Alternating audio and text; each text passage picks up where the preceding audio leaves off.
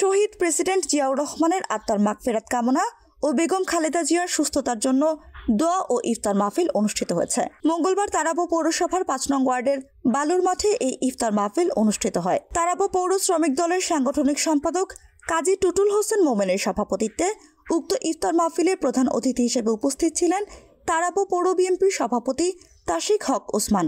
এ সময় অন্যান্যদের মধ্যে উপস্থিত ছিলেন তারাবো পৌর বিএনপির সাধারণ সম্পাদক হাফিজুর রহমান পিন্টু, যুগ্ম সাধারণ সম্পাদক হাজী মফিজুল ইসলাম, তারাবো পৌর শ্রমিক দলের সভাপতি কামরুল হাসান রাহুল, সাধারণ সম্পাদক ফজলুল হক প্রধান, সাংগঠনিক সম্পাদক মিজানুর রহমান, যুগ্ম সাধারণ সম্পাদক রাসেল শিকদার, আলমগীর এবং কামাল সহ তারাবো পৌর বিএনপি ও শ্রমিক দলের নেতৃবৃন্দ এবং জনসাধারণ। এ সময় উপস্থিত নেতৃবৃন্দ সকলকে রাজনৈতিক পরিস্থিতি সম্পর্কে সজাগ এবং সচেতন থাকার আহ্বান জানান। সেই সাথে নারায়ণগঞ্জ ১ আসনে মোস্তাফিজুর রহমান দীপুকে বিপুল ভোটে নির্বাচিত করার প্রতিশ্রুতি ব্যক্ত করেন।